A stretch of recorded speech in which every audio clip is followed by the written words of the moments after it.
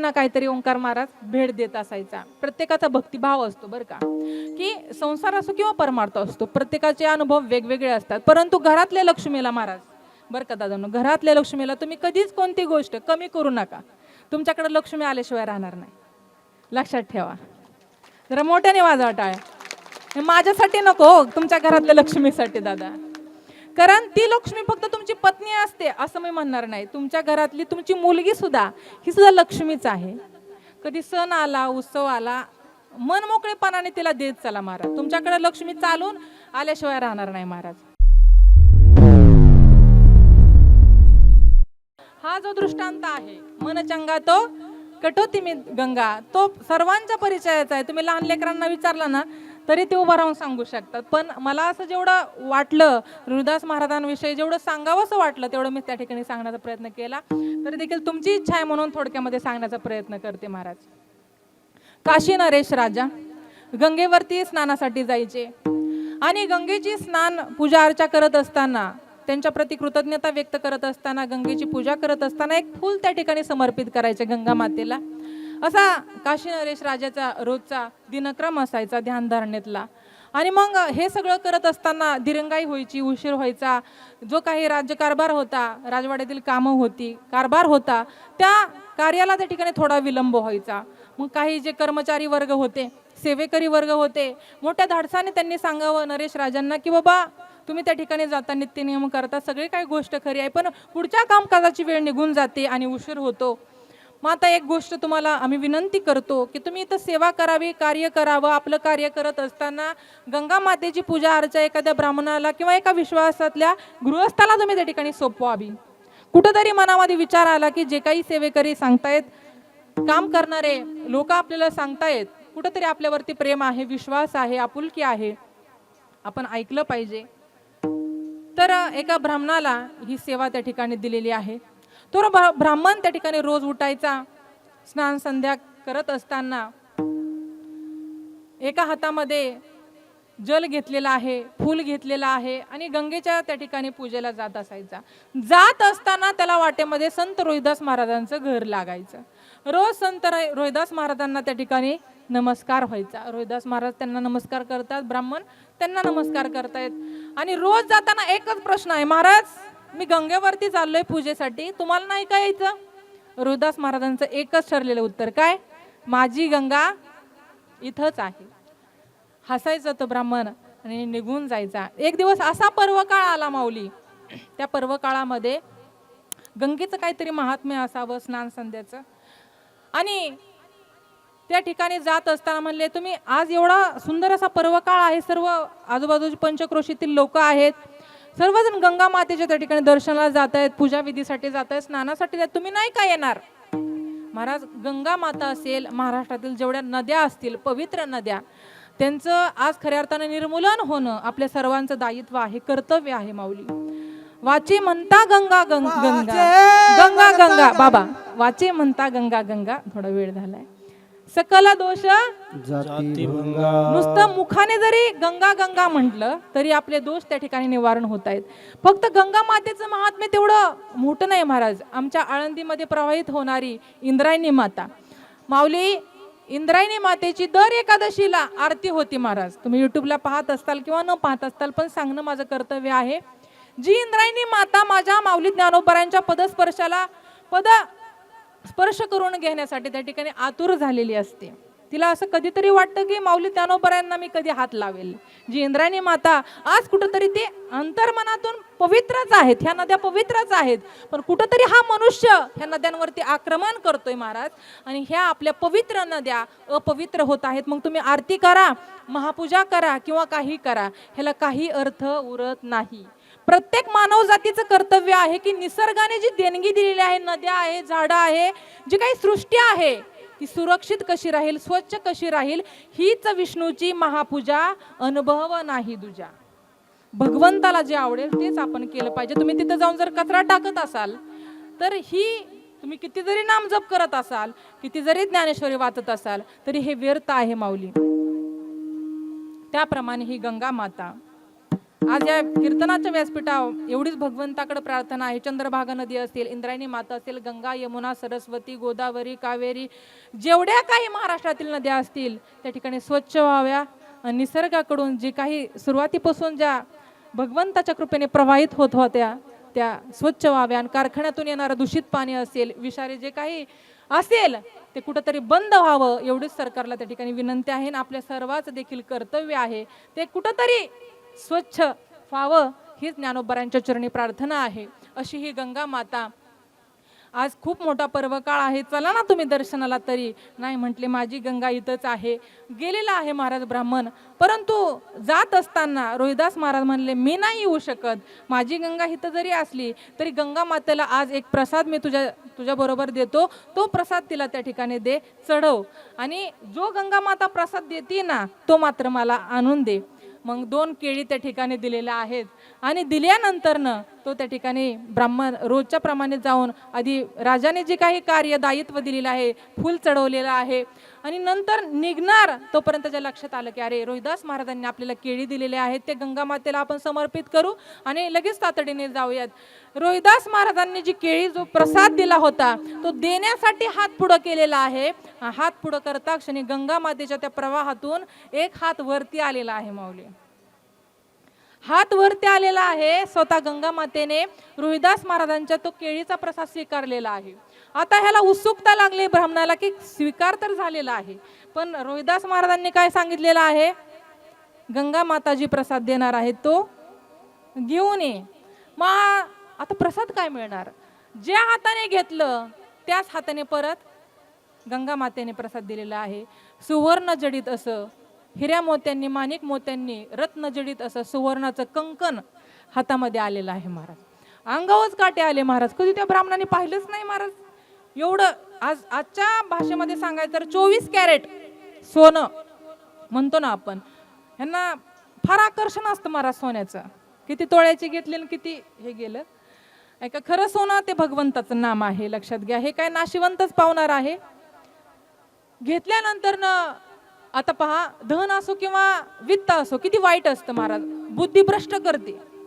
जो ब्राह्मण आतापर्यंत चांगला होता, ज्याने ते द्रव्य पाहिलं, जो कंकण पाहिला, त्याला वाटलंच नाही रोहिदास महाराजांकडे जावं. त्याला काय वाटलं, आता घर चुकवून जावं, रोहिदास महाराजांकडे जायचं नाही. कधीतरी आपल्याला वाटतं ना, जास्त पैसा यायला लागला की आपल्याला वाटतं संतांच्या दर्शनाला नको जायला, आता बास लय कमवलं, आता त्यांच्या नावाने खूप कमवलं, आता नको संतांच्या दर्शनाला. असे आहेत भरपूर. मग संत बरोबर दाखवून देतात, लक्षात घ्या. संतांच्या कृपेने मिळाले, भगवंताच्या कृपेने मिळाले ना, त्यांची कृतज्ञता व्यक्त करण्यासाठी गेलंच पाहिजे महाराज त्यांच्या दारामध्ये. एक वेळेस नका पाहुण्या रावळ्यांच्या दारात जाऊ महाराज, इकडे या माऊलीच्या दारात जा. विचार आला मनामध्ये की हा प्रसाद आपण रोहिदास महाराजांना द्यायचा नाही, त्यांची वाट चुकून आपण जायचं. गावामध्ये बघा पर्यायी मार्ग असतात, गल्ली बोळा नाही का, पर्यायी मार्ग असतात ना. आता म्हणाला तो ब्राह्मण, रोहिदास महाराजांची भेट घ्यायची नाही, हा कंकण मलाच ठेवायचा. प्रसादच दिला नाही म्हणायचा गंगा मातेने, पण आज त्यांची भेटच घ्यायची नाही. गावातील सगळे रस्ते पालते केले महाराज. ज्या रस्त्याने जाईल त्या रस्त्याने रोहिदास महाराजांचं घर लागायचं. हा म्हणला मी फिरून फिरून त्याच रस्त्याला येतोय का काय.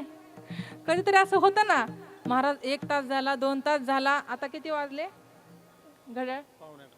हा, मला 7:45 म्हणतात का काय म्हणले नाही म्हणलं. 4-5 तास होऊन गेले महाराज.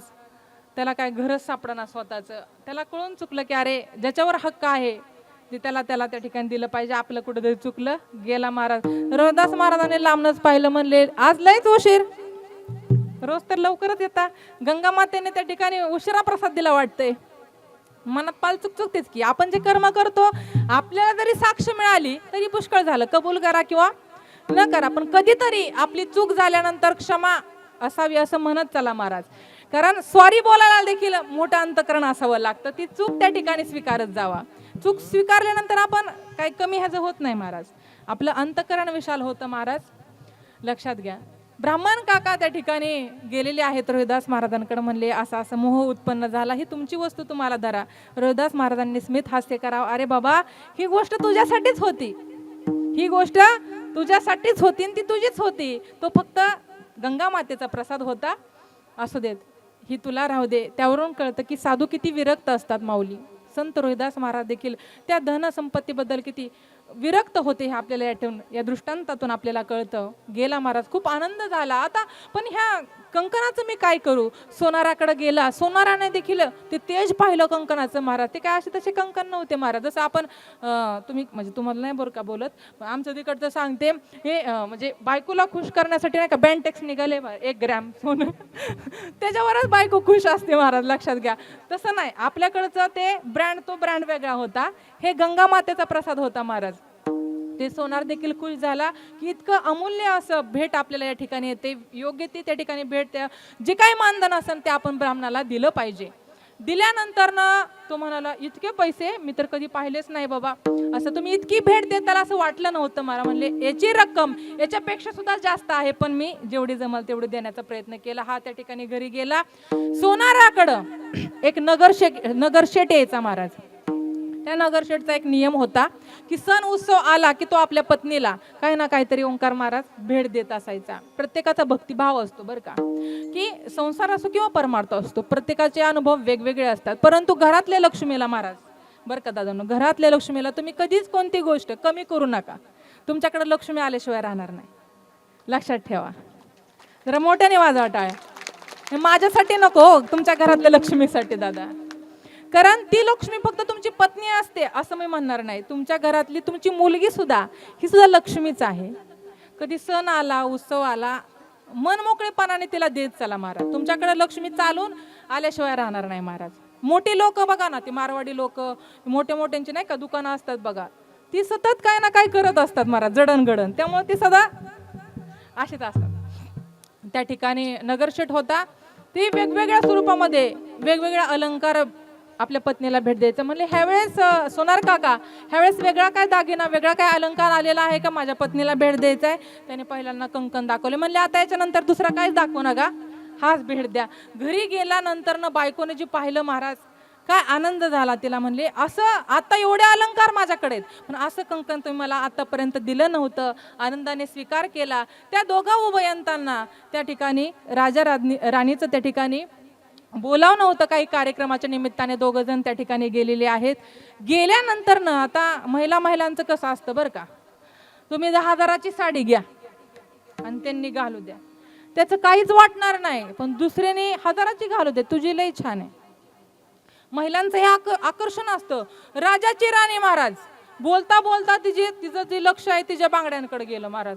म्हणले राजाने इतके मला अलंकार दिलेले आहेत, पण तुझ्या हातातली जी बांगडी, तुझ्या हातातलं जे कंकण आहे ना, खूपच सुंदर आहे, असा दागिनाच माझ्याकडे नाही. आता नगरशेठच्या पत्नीला काय माहित की हा किती अमूलाग्र आहे, पण राजाच्या राणीने आपल्याला सांगितलंय ना, तर चला आपली भेट म्हणून तिला त्या ठिकाणी विनयकरी बाबा धन्यवाद बरं का, तुम्ही इतक्या वेळ उभे राहिलेत मागाशी तुमचं नाव राहून. सोपं नाही बरं का विना घेऊन उभा राहायचा. किती आहे वजन त्याचं, आणि तो कुणाच्या पण वाटेला येत नाही. तुम्ही जरी म्हणले ना माझ्याकडे द्या, माझ्याकडं जय त्याच्याच असतं. टाळी वाजवा एकदा. त्या ठिकाणी राणी म्हणते इच्छा झाली तिची तर द्यायला काय हरकत आहे. कंकण काढला हातातला आणि तिला त्या ठिकाणी दिला. आता ती गेली हौसेने राजाकडं बरं काही राजाकडे गेली.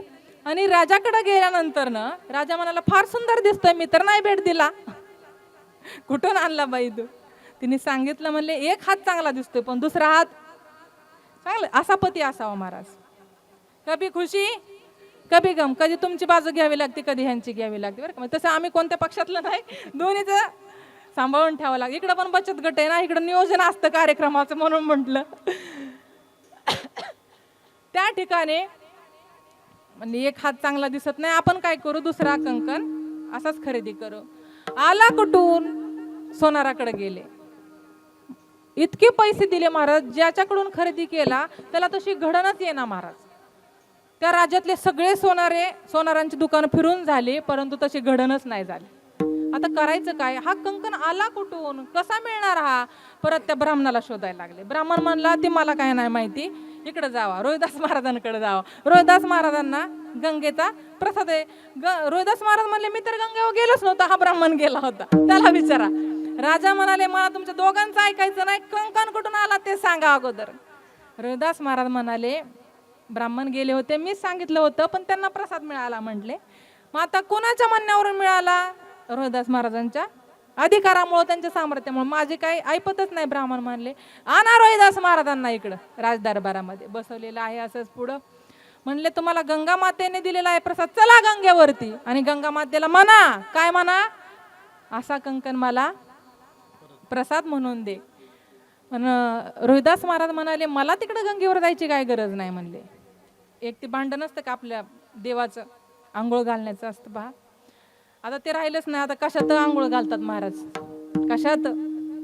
स्टीलचं ताट चालतंय, पत्र्याचं चालतंय, नसलं तरी चालतंय, असेच पाणी वाटतात देवाला, तसेच ठेवतात. इकडे पूजा करतात, तिकडं गॅसवर दूध असतं, सगळं दुधाकडेच लक्ष असतं, देवाकडेच नसतं. देव कमीच ठेवा महाराज, मंदिरामध्ये देव कमीच ठेवा, एकच.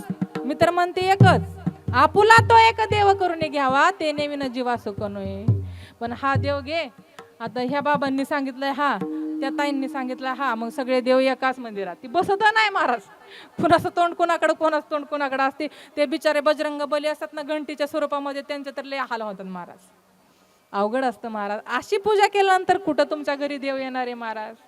लक्षात घ्या, पूजा भक्तिभावाने असावी महाराज, आणि ती पण वाटूनच. तुम्हीच करा, मीच करते असं नाही महाराज. खऱ्या अर्थाने हिंदू धर्मशास्त्रानुसार घरातल्या कर्त्या पुरुषाने आपल्या धर्मातील जे काही कुलधर्म कुलाचार आलेला आहे तो तुम्ही सर्व वर्गांनी केला तर तुमच्या लेकरा बाळांना, पती पत्नीला ह्याचा जो काही कार्यभाग असतो, पुण्यभाग असतो, तो मिळत असतो. म्हणून घरातल्या कर्त्या माणसाने खऱ्या अर्थाने भगवंताची पूजा केली पाहिजे. पण इकडं आमचा वर्ग भरपूर आहे. आपलं सकाळचा दिनक्रम चालू होतो, पूजेपासून ते बिचारी झोपेपर्यंत तिचं कामच चालू असतं. म्हणले मला दुसरीकडे जायची काय गरज नाही. राजा माणूस म्हणले काय आता काय करायचं? म्हणले ते एक जे आहे गंगाळासारखं असतं ते आणा पात्र, त्याच्यामध्ये थोडंसं जल त्या ठिकाणी समर्पित करू आपण. या ठिकाणी पाणी घेतलेलं आहे महाराज खोलगट भांड्यामध्ये, तांब्याचं भांडं असावं कदाचित. आणि घेतल्यानंतर गंगा मातेचं स्मरण रोहिदास महाराजांनी करावं. रोहिदास महाराजांनी गंगा मातेचं स्मरण करावं, गंगा मातेला प्रार्थना करावी की जे तू प्रसाद दिलेला आहे, जे कंकण मला दिलेलं आहे प्रसादाच्या स्वरूपामध्ये, ते कंकण राजा आणि राणीला खूप आवडलेलं आहे. पण असा प्रसाद हे गंगा माते तू अजून एकदा आम्हाला द्यावा, हीच तुझ्या चरणी प्रार्थना आहे. चमत्कार काय झाला महाराज? त्या जलातून जे जल होतं थोडंसं, त्या जलातून हात वरती आलेला आहे आणि त्या हातामध्ये दुसरं कंगन त्या ठिकाणी निर्माण झालेलं आहे. राजा प्रश्न करतो हे सगळं काय काय चमत्कार आहे? तुम्ही गंगेच्या स्नानाला नाही जात, गंगेच्या पूजेला नाही जात, इथंच कुठंतरी उत्पन्न झाली गंगा, कसं काय? त्यावेळेस रोहिदास महाराज म्हणतात मन चंगा तो कटवती मे. मन निर्मळ असेल ना माऊली ज्ञानोबरायांच्या कृपाशीर्वादाने, संतांच्या कृपाशीर्वादाने मन जर स्वच्छ ठेवलं ना तर महाराज आपली गंगा, आपला भगवंत तुम्हाला मंदिरामध्ये शोधावा लागणार नाही. ती गंगा इतरत्र कुठं शोधावी लागणार नाही, तर तुमच्याच ठिकाणी स्थायिक झाल्याशिवाय राहणार नाही. यासाठी आपल्याला काय करावं लागेल? मनातील ईर्ष्या, द्वेष, राग हे सगळं काही घासून टाकावं लागेल. कधीतरी मनामध्ये विचार येऊ द्या की अरे शरीर स्वच्छ करण्यासाठी, घरातील एखादी गोष्ट स्वच्छ करण्यासाठी आपण घासणीचा वापर करतो. कदाचित अशी तरी घासणी भगवंताने निर्माण करायला हवी होती की त्या घासणीने कदाचित माझं मन मी घासू शकले असते. आणि घासून घासून घासून घासून एकमेकांविषयीची जी ईर्ष्या आहे, राग आहे, द्वेष आहे, मत्सर आहे, तुम्ही घासून स्वच्छ करावा आणि त्या हृदयामध्ये माझ्या भगवंताला मी साठवू शकले असते. असा कधीतरी विचार मनामध्ये येऊ दे माऊली. अरे इतके मनामध्ये साठवले ना आपण, इतकं मनामध्ये साठवले, मी असो किंवा तुम्ही असो, त्या भगवंताला जागाच नाही हो तिथं राहण्याची. खरी जागा भगवंताची या ठिकाणी आहे. शोधेसी मानवा राहुळे मंदिरी, नांदतो देव हा आपुल्या अंतरी. म्हणून एकच रोहिदास महाराजांच्या चरणी, पंढरीश पांडुरंग परमात्म्याच्या चरणी आज आपण रोहिदास महाराजांचं चरित्र थोडक्यामध्ये जीवन कार्य पाहिलं. याच्यातून एकच घेण्यासारखं आहे की मनातील मतभेद दूर करा, रागद्वेष दूर करा आणि त्या भगवंताचं सदकार्य नामचिंतन एकोप्याने घेऊया, एकजुटीने घेऊया.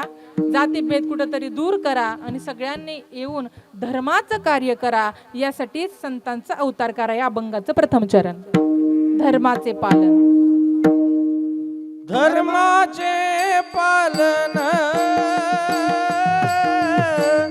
धर्माचे पालन, हो धर्माचे पालन,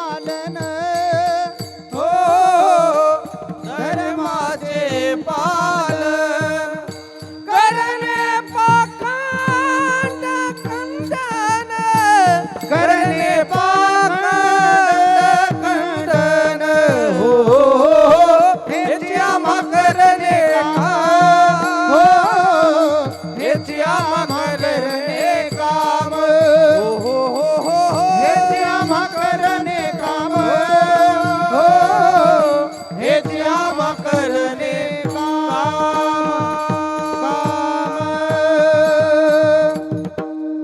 धर्माचे पालन करणे पाखंड खंडन हेच आम्हा करणे काम बीज वाढवावे नाम.